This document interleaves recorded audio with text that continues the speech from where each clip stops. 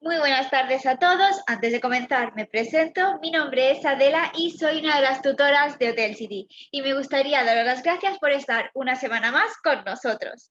Hoy vamos a hablar sobre los puntos básicos de la gestión del departamento de F&B. Pero ya sabéis que esto no os lo voy a contar yo, no. Para esto contamos con la ayuda de nuestro experto del módulo de compras y gestión de stock del programa avanzado de alimentos y bebidas, Gabriel Mayor, perdón. Pero antes de darle paso, me gustaría deciros que al final del evento os voy a dejar una encuesta, es muy pequeñita, una mini encuesta, que la verdad nos haríais un favor si la respondierais porque también nos ayuda a mejorar semana tras semana. Y además en el apartado de comentarios podéis dejar sugerencias sobre los próximos webinars. Y ahora sí, yo no me enrollo más, no tengo nada más que decir, así que sin más dilación doy paso a nuestro experto, Biel Mayor. Hola Biel, ¿cómo estás? ¿Qué tal? Muy buenas tardes, Adela. ¿Cómo estamos? Muy bien. Pues nada, vamos a, bueno, en primer lugar, dar las gracias por la invitación para impartir este webinar, porque, bueno, creo que va a ser bastante interesante. Vamos a tocar mucho temario, diría yo, y muchos puntos, y sobre todo mi idea es que todos los oyentes o todos los que participen en este webinar se puedan llevar una idea de todos esos puntos que tenemos que tener en cuenta a la hora de hablar de esa gestión del Departamento de Alimentos y Bebidas, que es una palabra muy amplia, es un departamento muy amplio, pero bueno, intentaremos condensarlo al máximo para que, pues ya digo, todos los alumnos se puedan llevar una idea de cómo puede ser un día a día de un área de alimentos y bebidas. Así que bueno, si os parece, sin más, vamos a empezar. Bueno, pues como muy bien ha dicho Adela, mi nombre es Gabriel Mayol, yo formo parte del profesorado del programa de gestión de alimentos y bebidas, bueno, y impartí la parte de compras. Aparte, pues bueno, tengo una consultoría, Turistelia, también soy profesor de la Universidad del CEU en Gasma, en el grado de gastronomía. Y bueno, pues sin más os voy a explicar un poco estos puntos básicos de la gestión de alimentos y bebidas, cómo funciona. En primer lugar, para que este departamento de alimentos y bebidas tenga éxito, vamos a llamarlo así, se sostiene sobre 4 pilares. Lo que es toda la parte de oferta gastronómica, todo lo que es la parte de compras, gestión como tal, la parte de recursos humanos y la parte de calidad, vamos a llamar calidad, sanidad, todos los registros, etc. Si uno de estos 4 pilares no está a la misma altura, al mismo nivel de uno a otro, realmente vamos a fracasar. Esto sucede como en los restaurantes. Yo puedo tener una oferta gastronómica espectacular, una carta increíble, tengo mucho éxito, vienen muchos clientes, pero no sé gestionar las compras. No, estoy comprando por precios por encima del mercado, estoy comprando productos no adecuados a mi carta. Bueno, pues al final el restaurante no obtendrá los beneficios o el resultado deseado, con lo cual pues es probable que cierre.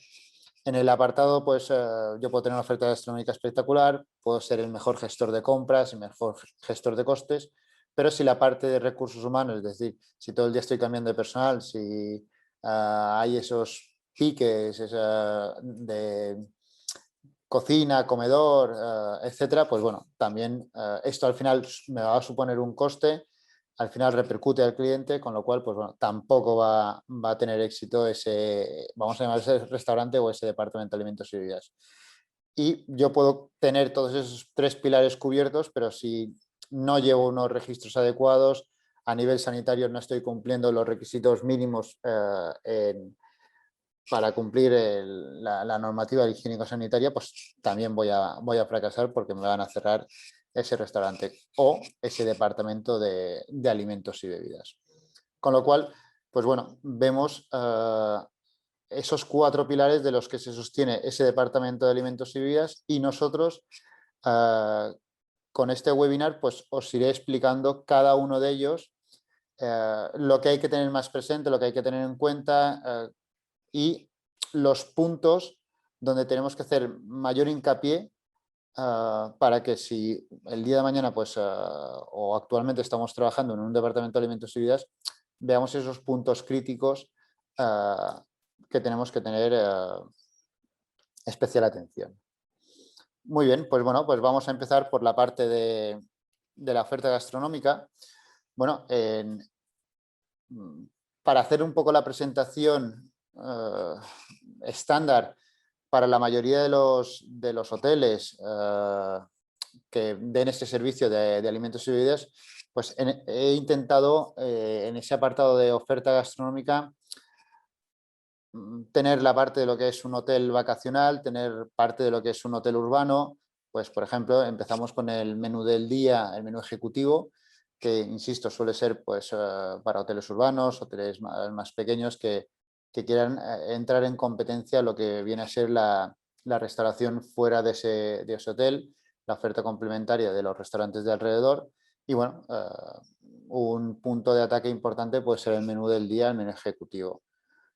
También vamos a hablar de los buffets, de cómo se gestionan. No vamos a entrar en si poner un crudité u otro o monodosis, etcétera, etcétera, sino más bien cómo se gestiona, cómo se calcula y qué es lo que hay que tener en cuenta para conseguir ese KPI, que es el coste de menú de pensión completa o los que tengan media pensión, etcétera.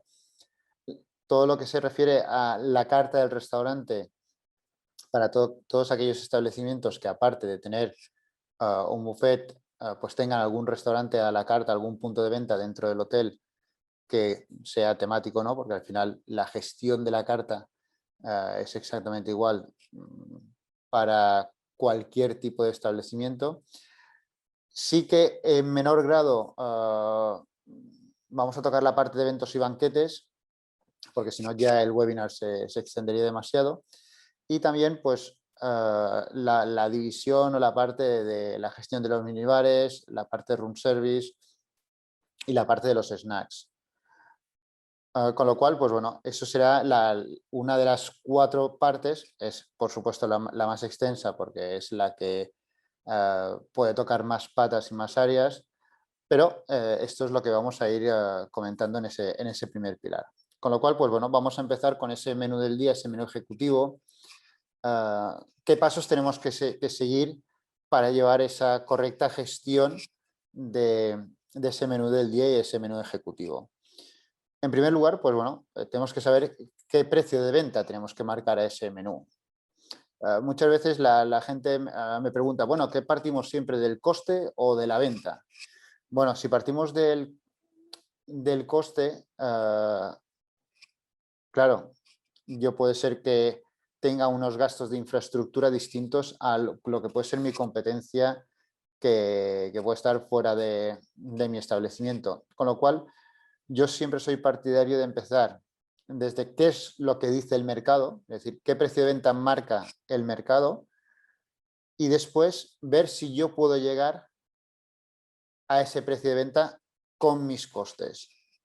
Eso es muy importante porque ya digo, si no, si yo solo me baso en mis costes al principio, puede ser que tenga que marcar un precio de venta disparadísimo y quede fuera de mercado. Con lo cual, pues bueno, como paso 1, un cálculo de precio de venta y una distribución de costes. 2, por supuesto, los escandallos de cada plato y el planificador de menús, donde yo, una vez que he hecho el escandallo de todos los platos, yo cada día tengo que poner platos con un coste similar. ¿Cómo se calcula y cómo se hace esto? Se hace de la siguiente manera. Aquí os he puesto un ejemplo para que lo veáis muy fácil. Si nosotros vendemos un menú del día, un menú ejecutivo a 12 euros, con el IVA incluido, que es el 10%, etcétera, esto nos queda a 10,90 euros.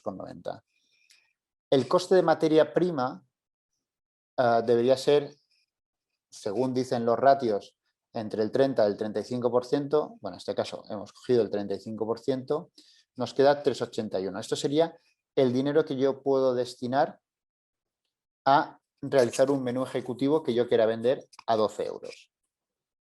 Pero claro, ¿cómo puedo hacer para que esa distribución de un primer plato, de un segundo plato, de un postre, de la bebida, quede realmente equiparado y quede equilibrado.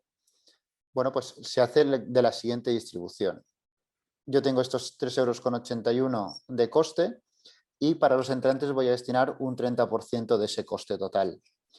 Para los platos principales un 50%, para las bebidas un 10% y para el postre o el café un 10%.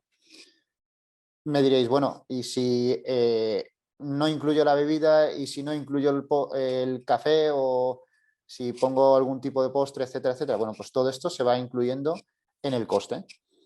Aquí lo importante es que una vez que tenemos hecho ese food cost objetivo, yo en el planificador de menús, por ejemplo, pues voy a empezar a crear entrantes que tengan, en este caso, 1,15 € como máximo de coste. Cuando digo 1,15 € de coste, no significa que todo tenga que costar 1,15 €, sino que hay un pequeño margen. Lo que sí que no se pueden hacer son entrantes que cuesten, y pongo una exageración, pero para que entendáis el ejemplo rápido, 20 céntimos. ¿Por qué? Porque en el momento que yo voy dando alguna opción, un plato de 20 céntimos y un plato de 1,15 € probablemente no sean igual de atractivos uno a otro, con lo cual, a pesar de que la media de coste sí que esté en lo que yo deseo, probablemente todos los clientes o la inmensa mayoría de clientes me estén buscando, estén cogiendo los platos de ese 1,15 €, que es al final mi coste objetivo. Pero lo que me refería es que no podemos ir, por ejemplo, a hacer platos de entrante de 2 € y platos de 20 céntimos, porque la gente, insisto, irá cogiendo los platos de 2 € porque será más atractivo, siempre, a pesar de que no conozcan, insisto, el coste. Con lo cual, yo, para tener un menú del día, un menú ejecutivo rentable, interesante, atractivo, tengo que seguir estos 3 pasos, que son los que tenéis aquí en la presentación. 1, ese cálculo del precio de venta, cómo distribuyo esos costes, con lo que os acabo de indicar, con el 30, el 50, el 10 y el 10%. Por supuesto, los escandallos, que ahora os lo explicaré, y el planificador de menús. El planificador de menús, simplemente yo voy cogiendo un listado de entrantes con sus subdivisiones, pues unas ensaladas, unas cremas, unas sopas, ¿vale? Y todo esto le voy dando ese mismo valor de coste. En los platos principales, pues cojo pescados, cojo carnes, puedo coger una pasta, a lo mejor puede ser un arroz como plato principal y así sucesivamente. Y después simplemente con ese planificador de menús voy creando ese menú del día, ese menú ejecutivo y siempre obtendré el mismo coste. Nunca tendré sorpresas de que hoy el menú me ha costado 5 € y al día siguiente me ha costado 2. No, lo interesante siempre en un departamento de alimentos y bebidas es que mantengamos, por supuesto, si lo podemos bajar mucho mejor, pero ya es muy complicado cuando nos marcamos un presupuesto y un objetivo, es difícil el bajar muchísimo los costes, porque al final lo que haces es muy probablemente ir bajando calidades de los productos. Bien, aquí también os he puesto un pequeño plantilla de escandallo que muchos de vosotros, por supuesto, esta palabra de escandallo ya sabéis qué significa. Al final escandallo es una receta valorada, pero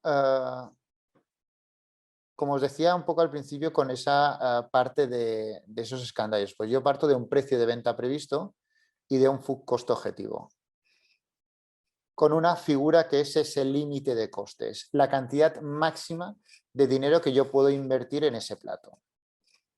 Aquí os he puesto un ejemplo muy sencillo, pues unas brochetas de cerdo con patatas fritas y salsa agridulce, con lo cual yo aquí voy separando los ingredientes y tengo un coste. En la última columna podéis observar cómo aparece un porcentaje de valor. Esto es lo que representa cada artículo sobre el coste, o cada ingrediente sobre el coste total del plato. Y aquí lo que yo deduzco es ver si ese plato está equilibrado. Es decir, hay una teoría donde cuando yo elaboro un plato, el 70%, bueno, entre el 65 y el 75% del coste, más bien se puede acercar un poco más arriba a este 70-75, tiene que ser el coste destinado a proteína. Por ejemplo, carne o pescado. Y el otro 25% tendría que ser guarnición, ¿vale? Para poder tener, insisto, un equilibrio en cuanto a calidad dentro de ese plato. Y aquí, en este caso, lo tenéis reflejado en este ejemplo. De esta forma, pues aquí tenemos un coste total, que aquí son 85 céntimos, y yo lo que hago es comparar ese límite de coste con el coste real del plato. Y aquí digo, bueno, pues puedo subir, puedo invertir más dinero en ese plato, o, bueno, si el coste está superando ese límite de coste marcado, pues en lugar, imaginaos que aparece en lugar de 2 brochetas de cerdo, pues a lo mejor pondría solo una. O en este caso diría, bueno, pues vamos a probar vamos a hacer una simulación con 3 brochetas para saber cómo queda el plato y si realmente pues sigue siendo más apetecible o no para el cliente. ¿Vale? Con lo cual, pues bueno, hemos tocado esa primera parte de oferta gastronómica que nos podemos encontrar en un hotel, bueno, y que nosotros como gestores de departamento de alimentos y bebidas tendríamos que supervisar y que gestionar. En segundo lugar, la parte de la carta, pues bueno, aquí entraríamos en una primera parte que sería cómo se diseña la carta.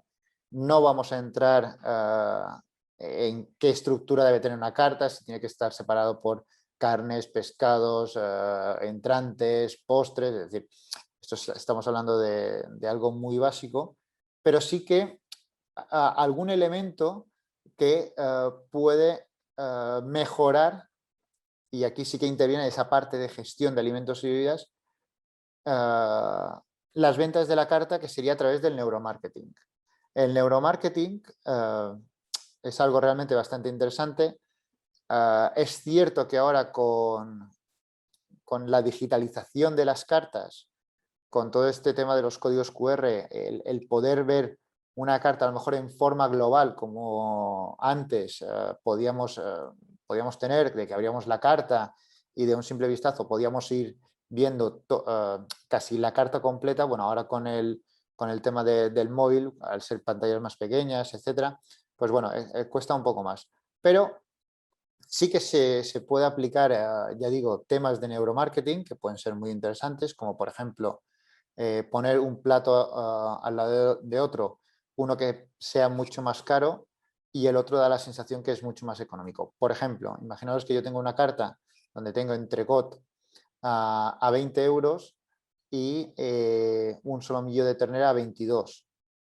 Bueno, uno enseguida pues podrá pensar, bueno, es que si el entrecot cuesta 20 o se vende a 20 euros y el solomillo de ternera a 22, bueno, el solomillo de ternera tampoco no es tan caro. Bueno, estoy poniendo un precio gancho a ese entrecot a 20 euros para poder a lo mejor vender ese solomillo a 22. Bueno, eso también sería, ya digo, una técnica de neuromarketing.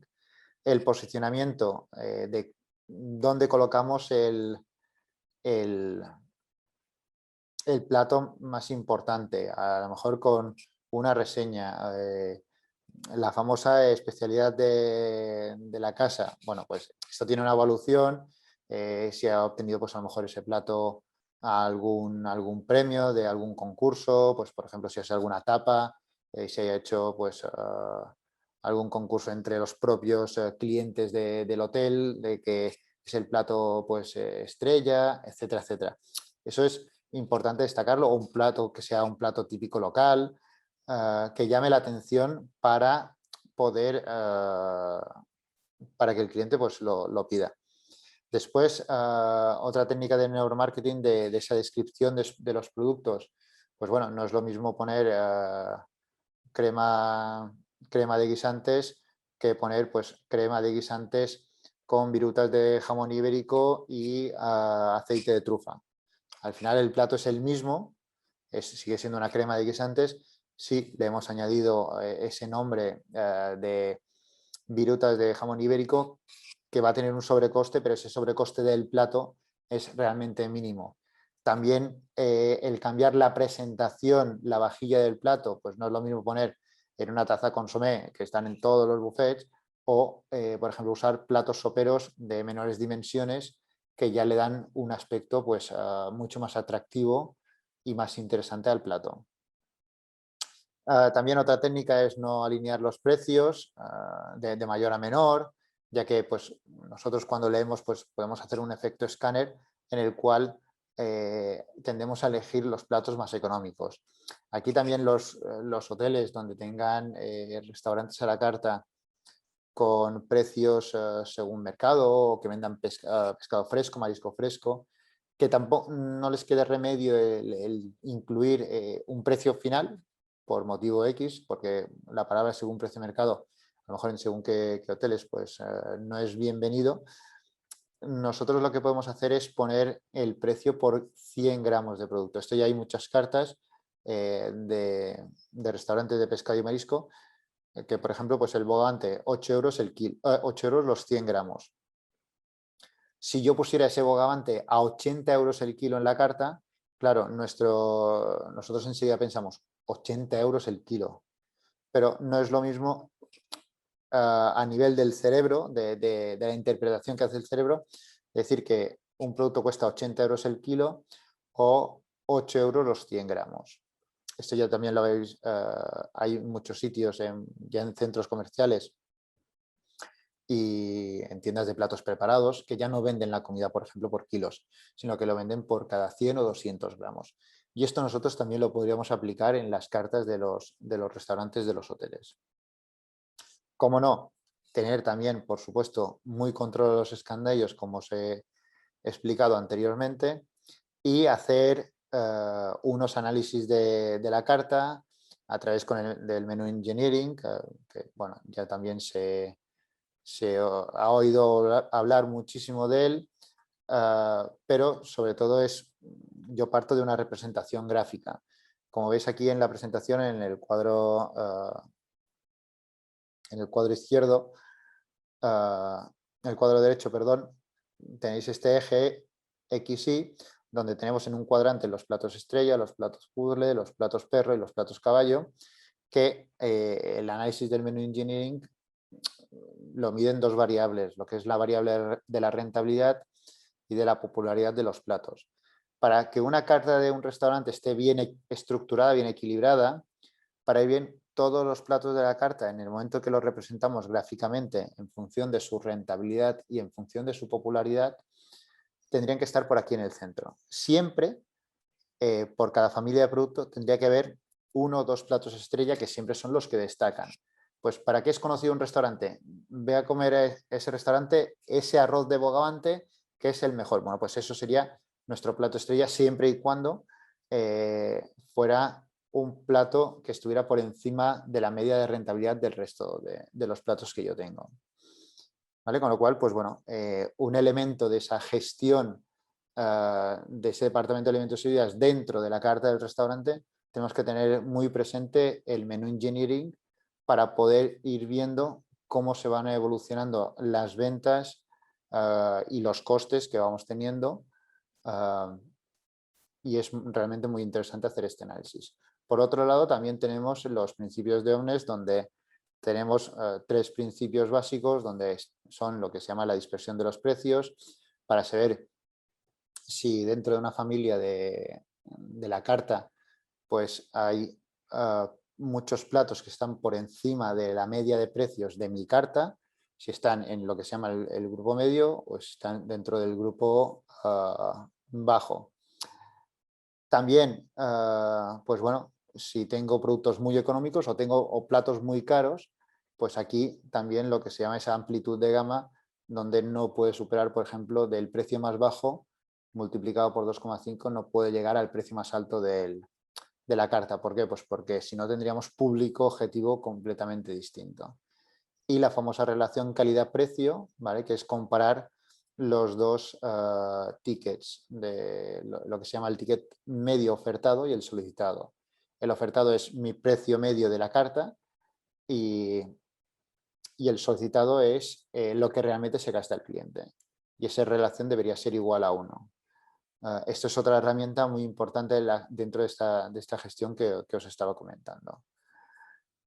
Bien, en la parte de la carta de los vinos, que siempre es algo que muchos alumnos preguntan, de cómo calcular estos precios, de cómo se gestiona. Bueno, simplemente aquí yo citaros que la carta de vinos, y parto siempre de esta premisa, la carta de vinos debe ser rentable. Está muy bien hacer la carta de vinos como un elemento de marketing, de a ver qué establecimiento tiene más referencias, 100 referencias, 150, 200 referencias, pero bueno, esto al final, bajo mi humilde punto de vista, entiendo que si nosotros tenemos una carta de vinos con unas referencias, vamos a decir, normales, es decir, dentro de algo común y corriente, pero tenemos unos vinos muy bien seleccionados, es probable que esa carta tenga más éxito que no una gran carta con 200 o 250 referencias. Es cierto que le da caché, pero insisto, estamos dentro de un área de gestión y esa área de gestión al final lo que quiere es resultados. Con una carta de vinos con excesivas referencias, yo tendré un problema con los stocks porque tendré que tener al menos alguna referencia de cada botella y esto pues, me puede generar mucho dinero parado. Bueno, pues aquí, como os decía, en esa carta de vinos,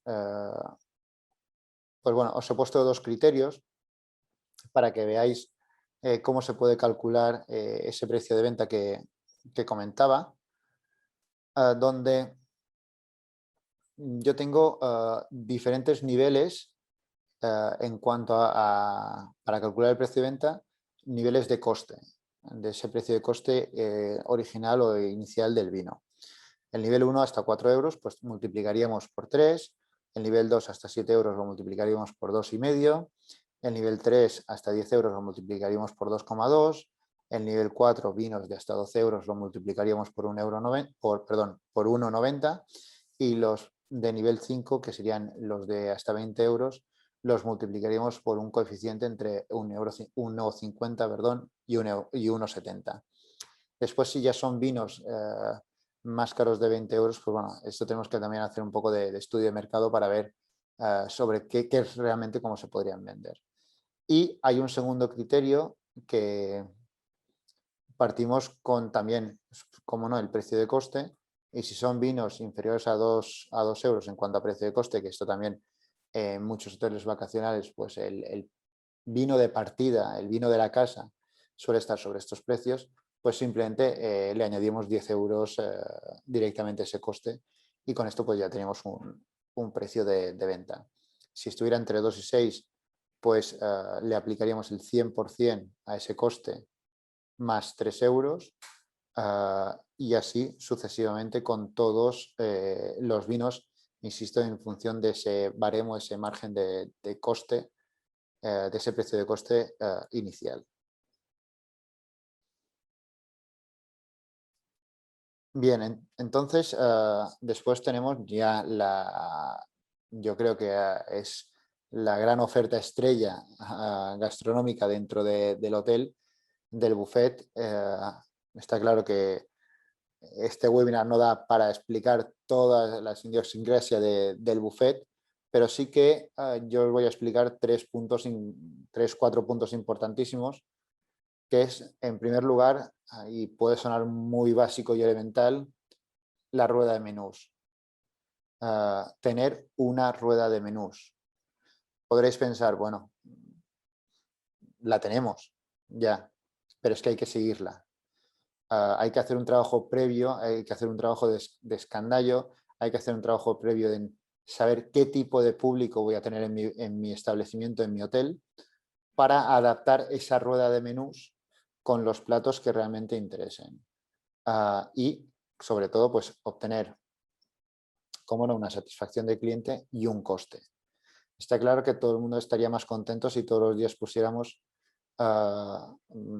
solomillos, pusiéramos bogavantes, pero no significa que no haya una satisfacción del cliente si no ponemos solomillos y bogavantes. No, hay muchas formas de hacer los buffets muy atractivos. Ya digo, esto con monodosis, mucha condimentación, elaboración, que se vean los platos elaborados, que no nos quedemos simplemente con plancha fritura. Bueno, es decir, que haya pues mezcla de sabores en este caso, es decir, que al final veamos el concepto del buffet como esa cocina que sale fuera, al restaurante, al comedor. Con lo cual, pues bueno, yo tengo que tener en cuenta, insisto, esta tipología de cliente, el público o la nacionalidad de mi cliente. 2, la duración media de estancia del cliente. Claro, no es lo mismo que hoteles que haya clientes que estén 14 días, que clientes que estén 7 días o que clientes que sean de 3 días. ¿Vale? ¿Por qué? Pues esto también afecta al consumo, como veremos, porque bueno, el cliente que está 10 días en un establecimiento hotelero, pues esto ya es obvio, los primeros días come mucho más que el resto de días, ¿vale? Porque es algo novedoso para él el comer de buffet, con lo cual, pues bueno, eso también es realmente importante tenerlo claro para esa gestión de los costes. Los escandallos, bueno, todo hay que escandallarlo, como no, para saber qué nos cuesta producir 1 kilo de ese plato que vamos a sacar al buffet, o lo que nos cuesta pues una bandeja. Es decir, esto al final depende de la gestión y depende del criterio de cada uno, pero bueno, yo en este caso siempre soy más partidario de por kilo de producto elaborado. ¿Cómo se van a planificar estas producciones? Esto es muy importante a nivel de la gestión, porque bueno, yo tengo que tener esas previsiones de ocupación, yo tengo que ir gestionando muy bien lo que es la parte sobre todo de carnicería y la parte de la cocina caliente, porque en el momento que yo voy elaborando producto, o cocinando producto, pues bueno, si no he calculado correctamente, es muy probable que se me genere una merma.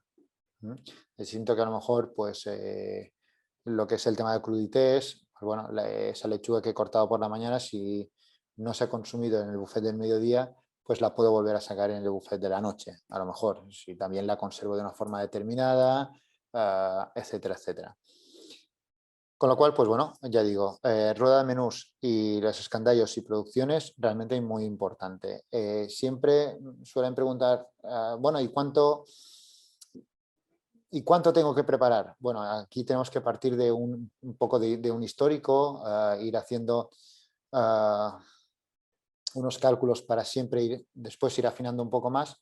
Pero bueno, en cuanto a los gramajes, a las porciones, yo no puedo elaborar más de, por ejemplo, crudités 20-30 gramos por persona, ensaladas compuestas 40-50 gramos por persona, porciones de carne y pescado entre 50 y 70 gramos la porción, es decir, todo esto ya de poner pechugas de pollo enteras en un show cooking, etcétera, etcétera, todo esto tiene que desaparecer. Tenemos que ir a cortes mucho más pequeños, como puede ser tiras de ternera, tiras de pollo.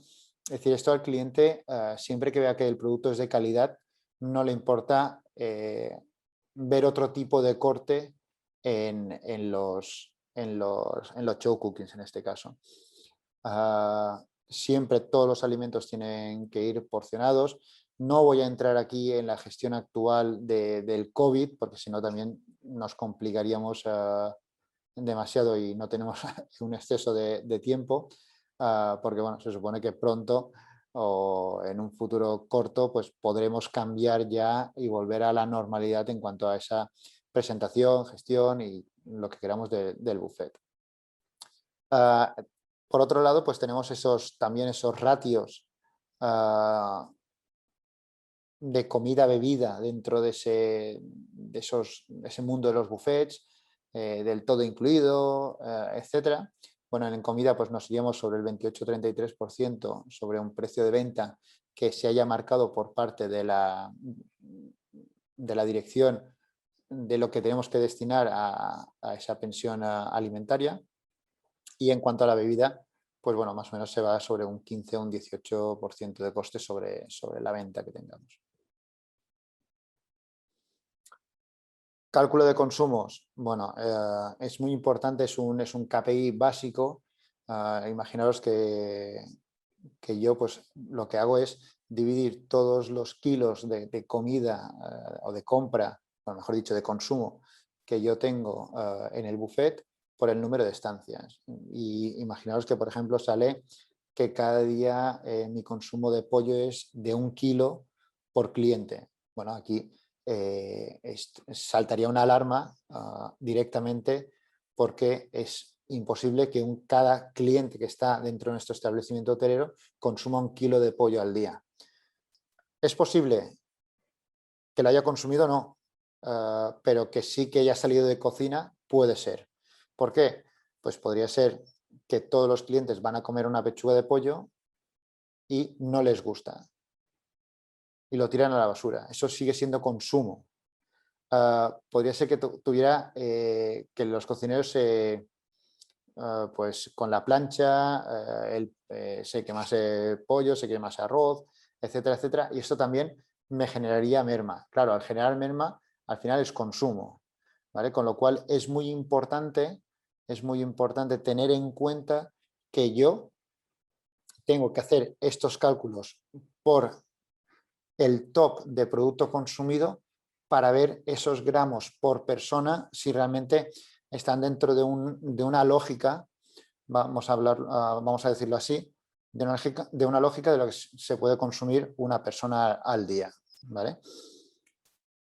Bueno, aquí tenéis algo que es un cuadro de mandos, un Business Intelligence para los buffets, para ver cómo va evolucionando los costes de desayuno, de media pensión, de pensión completa, con todo incluido. Es decir, hay mucho más que una hoja de cálculo que muchos pueden tener.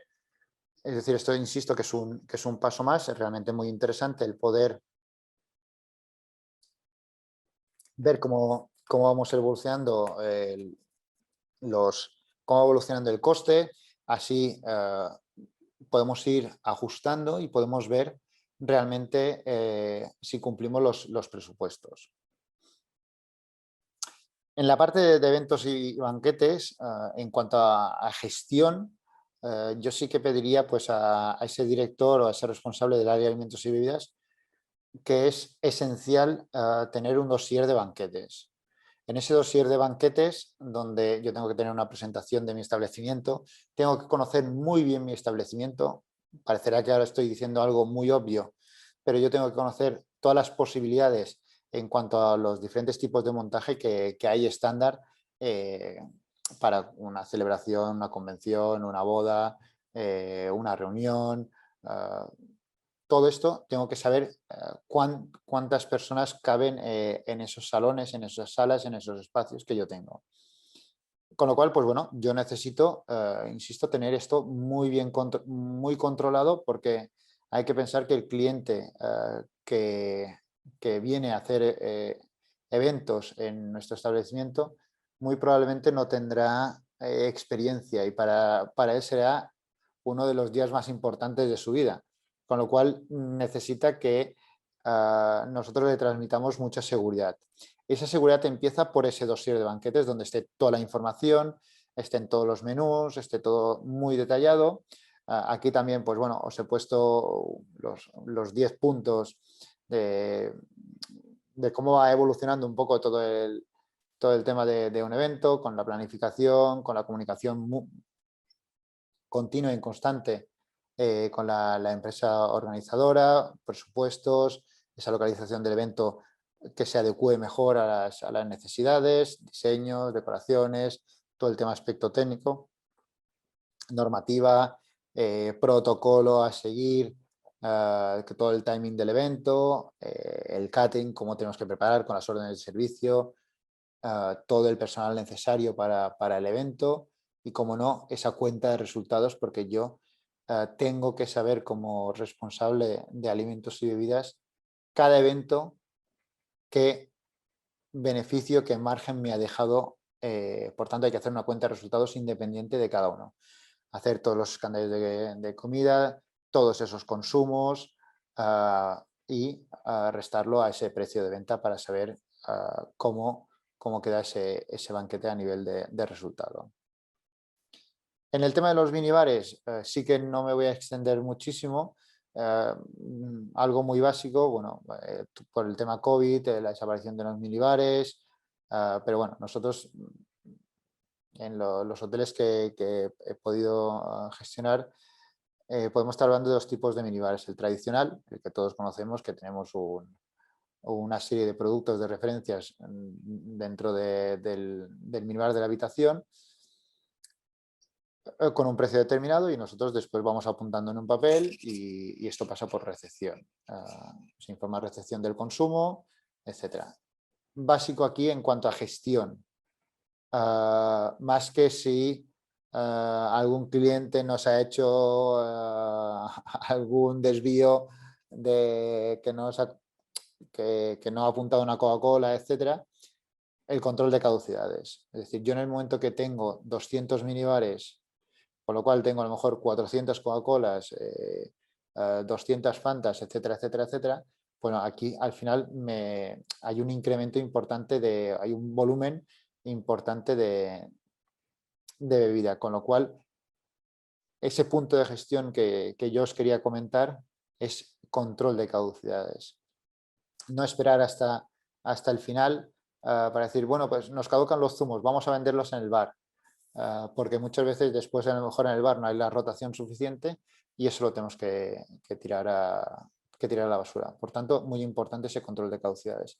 Y después sí que os invito a ver una modalidad que ya existía en el mercado, pero bueno, es lo que podemos llamar un minibar on request o bajo petición, donde pues yo creo paquetes de bebidas, minibar número 1, paquete de bebidas número 2, número 3, y el cliente pues dice yo quiero este paquete y se lo subimos a la habitación y ya puede disfrutar de ese minibar. Esto va muy bien para los hoteles vacacionales que, a diferencia de los hoteles urbanos, no van rotando tanto los minibares, y es una forma, ya digo, para tener un ingreso extra, ya que la inmensa mayoría de los hoteles pues ya tienen nevera en su habitación.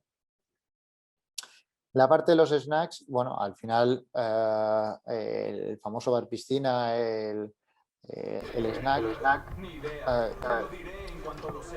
lo que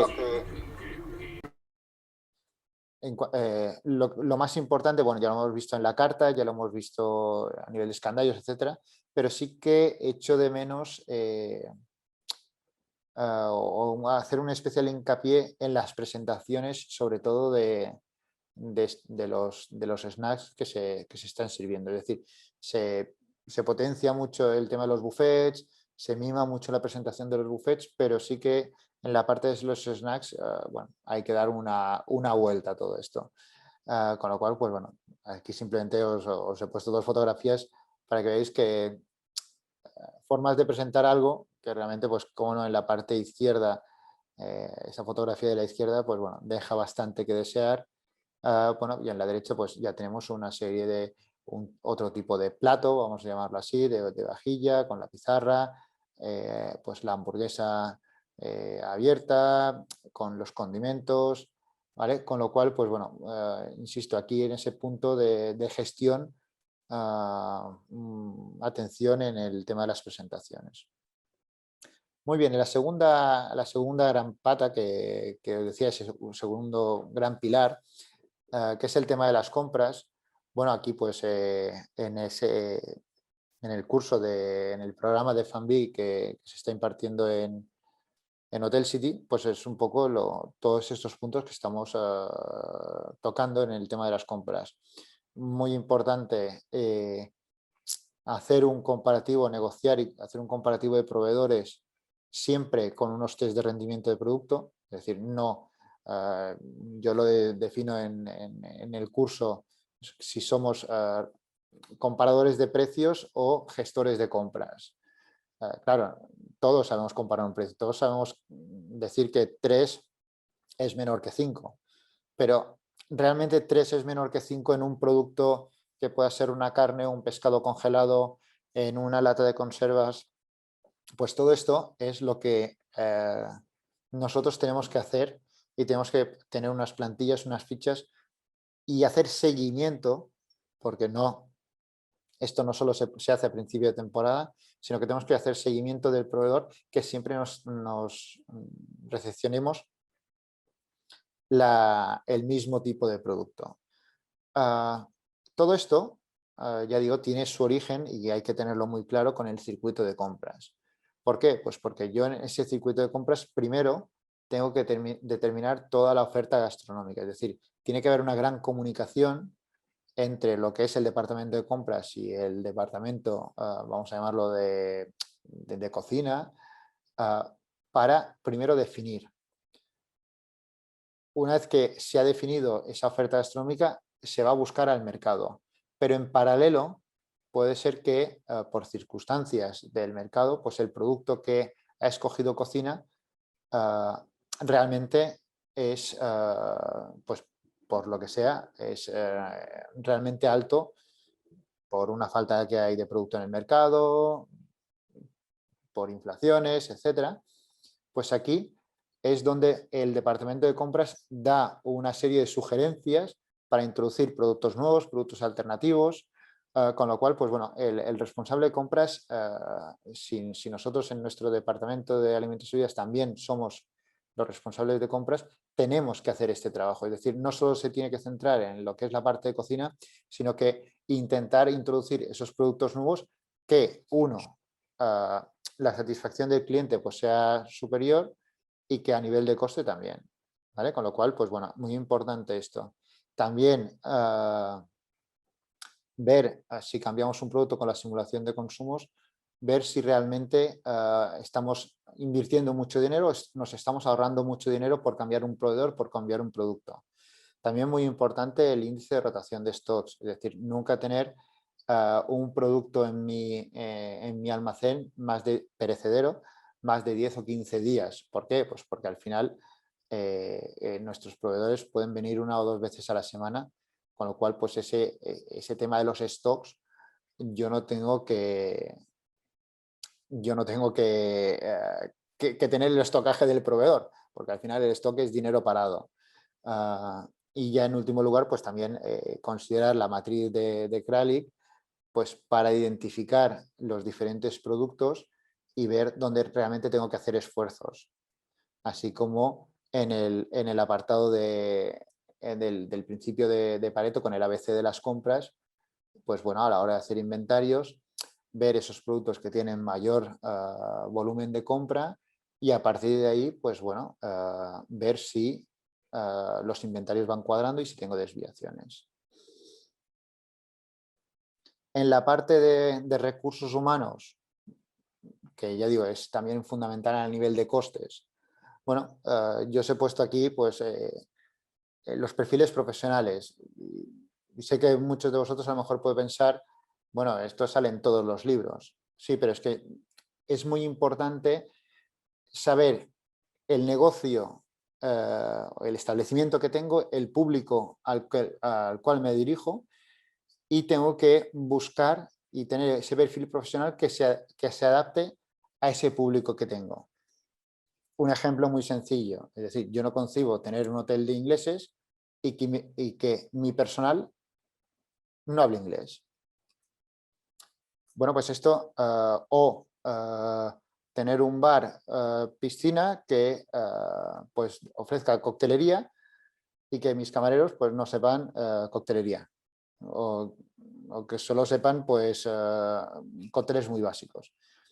Esto al final diréis, bueno, es una inversión, es un coste, es dinero, el tener que formar, el tener, bueno, más que un coste es una inversión. Con lo cual, ya digo, es muy importante definir primero muy bien esos perfiles profesionales y qué es lo que yo estoy buscando. Después viene la parte de la selección de personal, que ya digo, forma parte de esa gestión del Departamento de Alimentos y Bebidas, donde en el momento que yo identifico ese puesto de trabajo a través de los perfiles profesionales, bueno, lanzo, por supuesto, una oferta al mercado, voy recibiendo los currículums, hago entrevistas, pero hago también pruebas prácticas. Es decir, a mí un trabajador o un candidato me dice, bueno, yo trabajo en este restaurante, tal, tal, tal. Digo, me parece todo estupendo y todo perfecto, pero aquí tienes una botella de vino y por favor, ábreme una botella de vino. Si empieza a temblar, si se pone nervioso, no, es que claro, ahora estoy nervioso, es que hace mucho tiempo que no abro una botella. Bueno, si se supone que eres un profesional, pues tiene que saber abrir una botella de vino como si estuviéramos pidiendo la tabla de multiplicar. Con lo cual, ya digo, esto, que es una pequeña prueba o de desbarasar una mesa, de coger una bandeja, algo tan sencillo como esto, nos puede ahorrar mucho dinero, porque si yo no hago, por ejemplo, estas pruebas y empiezan a trabajar, pues el primer día digo, bueno, es verdad, es el primer día, hay que adaptarse, esa inducción al puesto, veo cómo funciona el día siguiente, digo, no, realmente no es lo que yo estaba buscando, ya vuelvo a poner una oferta y lo mantengo porque, claro, como necesito el personal, bueno, ¿y qué ocurre? Que al final esa persona que no encaja en el puesto de trabajo ha estado 4, 5, 6 días conmigo en mi departamento y eso tiene un coste a lo mejor de 300 o 400 euros a nivel de coste empresa. Con lo cual, pues bueno, yo acabo de tirar 400 euros porque no me ha servido y no era el perfil que buscaba. Con lo cual, en esa selección de personal sí que como tip, os recomiendo el que podáis o que hagáis esas pruebas prácticas. También evaluación de los empleados. Pues bueno, es muy importante en la gestión del personal que el personal esté en contacto, comunicación, que vea que nosotros lo evaluamos, que nos fijamos, vemos su rendimiento y hablemos con él y veréis que se puede también conocer mucho de nuestro departamento si hacemos estas valoraciones. Siempre, como no en recursos humanos, tiene que haber unos organigramas, por muy básico que sean, siempre tiene que alguien nuevo tiene que saber de quién depende, a quién tiene que dirigirse y, cómo no, pues otra parte de los costes de esa gestión de alimentos y bebidas en la parte de recursos humanos es esa creación de horarios y qué ratios tenemos que manejar. Yo también como tip, pues por ejemplo, que hay muchos factores que influyen, pues por ejemplo en un buffet empezar con un número primario que sería que un camarero es capaz de servir a 65 clientes, no simultáneos, sino que durante todo el servicio está claro que nadie puede servir a 65 clientes que entran a la vez, yo no puedo servirlos ni atenderlos, pero sí que durante todo un servicio, con lo cual, pues bueno, os dejo también un número primario para poder ver un poco los ratios de cómo van los costes de personal. Ya digo, aquí también influye pues eso, el tipo de servicio, si damos servicio de bebida en mesa, si la distancia al office para ir a descargar los platos pues es muy larga, que necesitamos personal de apoyo, ¿vale? La tarea de reposición del buffet, quién la va haciendo, esa todavía, pues hoy hay una disputa entre cocina y comedor y lo suyo ya es separar tareas, todos los montajes del buffet que lo haga, por supuesto, cocina, las famosas etiquetas de los buffets que lo haga cocina, las pinzas, pues todo esto que lo vaya haciendo cocina y que comedor en este caso pues se centre en atención al cliente, desbarase, limpieza de todo el menaje a través del tren de lavado, porque el tren de lavado también se debería de gestionar por parte del comedor. Y ya por último, en el tema de esa última pata de calidad, sanidad, bueno, nosotros tenemos que tener unos registros muy básicos dentro de la parte del restaurante, del bar, dentro de la cocina, donde tiene que haber siempre un registro de incidencias. Esto de que en un hotel nunca pasa nada, bueno, esto yo sería la primera vez que lo vería. Por tanto, tenemos que tener un registro de incidencias de todo en general, un registro de quejas de los clientes y sugerencias. Pues el cliente de esta habitación se ha quejado por esto, nos felicita por esto. Ya digo, no siempre tiene que ser el tema de las quejas. El plan de limpieza, bueno, tiene que haber un plan de limpieza ordinario y extraordinario. Ese ordinario, pues, con todas las tareas diarias que yo tengo que hacer y, como no, pues firmar la persona responsable que ha hecho esta limpieza, porque así, al final, pues, nunca nadie ha sido... y bueno, si vas diciendo las tareas a viva voz, pues muchas veces no funciona y no se hacen. Con lo cual recomiendo sobre todo hacer especial hincapié en esa parte de esos registros de limpieza. Incidencias con proveedores, básico. Nos he puesto la parte de economato porque bueno, dentro de esa parte de compras podemos suponer de que tanto el restaurante como el bar pueden recibir género directamente del proveedor o bien el economato. Y está puesto aquí de esta manera. Estas incidencias con proveedores. Anotar todas las incidencias. Eso también me va a servir o es un arma de negociación para pues poder indicar al proveedor de que tiene un porcentaje de incidencias determinado y esto pues se puede marcar una sanción, en este caso al proveedor si cumple o si llega a una serie de incidencias determinadas. La parte de los stocks, pues ya tener los stocks marcados para que no haya ningún malentendido o malinterpretación en cuanto al tema de los pedidos. Y en la parte de los registros de cocina, pues bueno, también por supuesto el registro de incidencias, el de limpieza, todo el muestreo de elementos para seguir todo lo que nos pidan los laboratorios a nivel higiénico-sanitario, por supuesto todos los manuales de PPC necesarios para llevar todo este control sanitario y la gestión de alérgenos, que aquí sí que lo he querido destacar un poco más, porque bueno, a día de hoy todavía sorprende en los hoteles que haya una falta de desinformación, una falta de información, mejor dicho, en el tema este de los alérgenos, donde pues que no sepamos todavía qué es lo que puede comer un celíaco, la diferencia entre un intolerante y un alérgico, con lo cual, pues bueno, eso también forma parte, insisto, de esta gestión. Bueno, os he intentado hacer un recorrido express para que veáis todas estas ramas del área de gestión de alimentos y bebidas, de esos puntos más importantes que debemos tener. Así que, bueno, Adela, por mi parte, a ver, un segundo, que yo...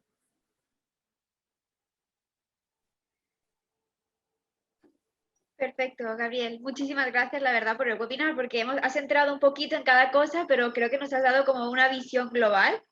Así que muchísimas gracias. A ti, siempre. Lamentablemente, nuestros alumnos no están muy participativos hoy. Si te parece, les damos un minutito por si tienen alguna duda, que les dé tiempo a apuntarla en el chat. Así que si tú quieres añadir una frase o una conclusión con la que se tengan que quedar de este webinar, te animo, Fantástico. Gabriel. Bueno, pues vamos a ver, la conclusión es que no se centren solo en lo que es siempre la parte de coste de alimento y bebida, sino que no solo hay ese coste, sino que hay que analizar esos 4 pilares. Y ya digo, si no se tiene muy a la vista cada uno de estos 4 pilares, yo digo que el Departamento de Alimentos y Bebidas no va a funcionar. ¿Vale? Es decir, es importante porque ya digo, la gente siempre se queda con la oferta gastronómica, la oferta gastronómica, la oferta gastronómica y las compras. Por eso hay que tener en cuenta todos esos otros pilares. Muy bien, gracias, Gabriel. Mira, se ha animado una alumna a escribir en el chat y en este caso Marcela dice que tiene sus dudas en relación al personal. dice que un mozo cada 25 personas en un servicio a la carta lo ve muy poco. ¿Qué opinas tú? Lo ve muy justo, es decir, según ella, según su criterio, debería ser pues a lo mejor uno cada 15. Bueno, está claro que partimos de un estándar. Está claro que si, por ejemplo, estamos hablando de establecimientos de una categoría alta, que podamos estar hablando de menús degustación, es decir, que significa que el camarero tiene que ir muchas veces a la mesa para servir, retirar, etcétera, etcétera, está claro que ese número tendría que bajar. Pero si estamos hablando de un restaurante a la carta común, insisto, por servicio, no 25 clientes simultáneos, ¿vale? Siempre estoy hablando de servicio, que un servicio pues durará 2 horas y media o 2 horas, ¿vale? No es que entren los 25 comensales a la vez, ahí es por supuesto que vamos a estar en un atasco. Ya digo, es un ratio primario para decir, bueno, tengo un restaurante con 200 comensales, lo voy a tener lleno, ¿cuántos camareros necesitaría? ¿Vale? Esa sería mi respuesta a ese ratio que os indicaba en la presentación. Perfecto, gracias. Ay, mira, Marcela se está animando a hablar, así que adelante, Marcela. No, porque yo pensaba en esto. Yo he hecho eventos muchos años y bueno, yo calculaba en un servicio, uno, dependiendo del tipo de evento, pero entre un camarero cada 10 personas o cada 20 personas. Pero claro, en un evento están todos juntos en el mismo momento y hay que darles de comer a todos en el mismo momento.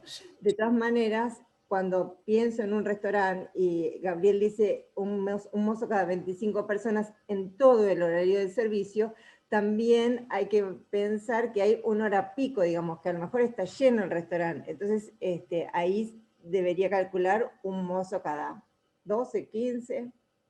Sí, te contesto dos cosas, Marcela. Bueno, lo que has dicho de los eventos, efectivamente, por supuesto que ese ratio de 1,25 ni por asomo sería viable, ya que, como muy bien dices, todos van y todos llegan a la vez.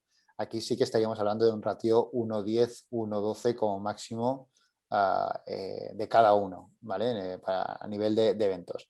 En la carta de restaurante, siempre, y lo he dicho al principio de la presentación, nosotros en nuestro establecimiento tenemos que conocer muy bien la tipología de cliente.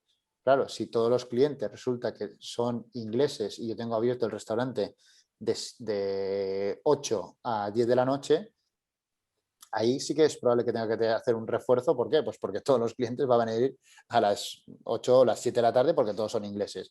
Y a las 9:30 de la noche ya no habrá nadie. Es decir, todos se van a concentrar en una hora. Bueno, ya digo, esto forma parte de las peculiaridades de cada establecimiento.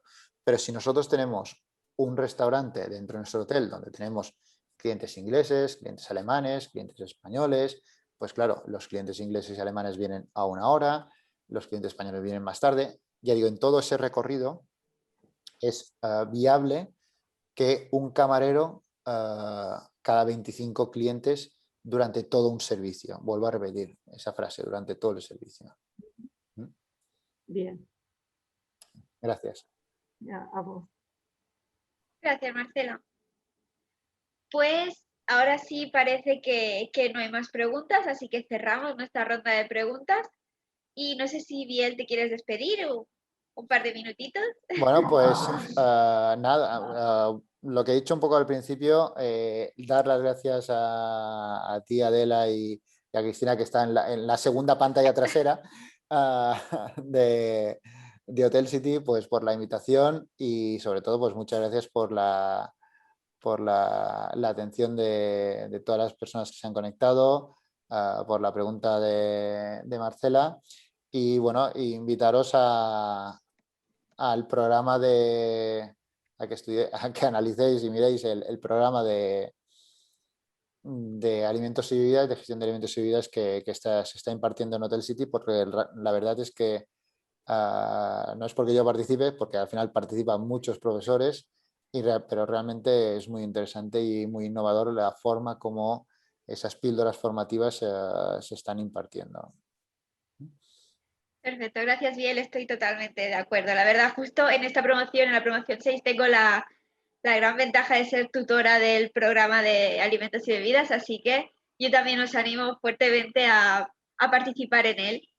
Y por mi parte me queda muy poquito que añadir, simplemente dar las gracias a todos los participantes que os habéis conectado hoy y recordaros que como cada miércoles, la semana que viene os esperamos con un nuevo webinar. Será como siempre a las 5 de la tarde y en este caso hablaremos de housekeeping. Pero el tema todavía no os lo voy a desvelar, voy a mantener un poquito la intriga, pero os recomiendo estar atentos tanto a nuestras redes sociales, sobre todo LinkedIn, Facebook e Instagram, y también a vuestros emails si sois alumnos nuestros, porque allí os va a llegar la información y también el enlace donde os podréis inscribir. Y ahora sí que sí, yo tampoco tengo, no tengo nada más que añadir, simplemente deciros que os espero la semana que viene y hasta pronto.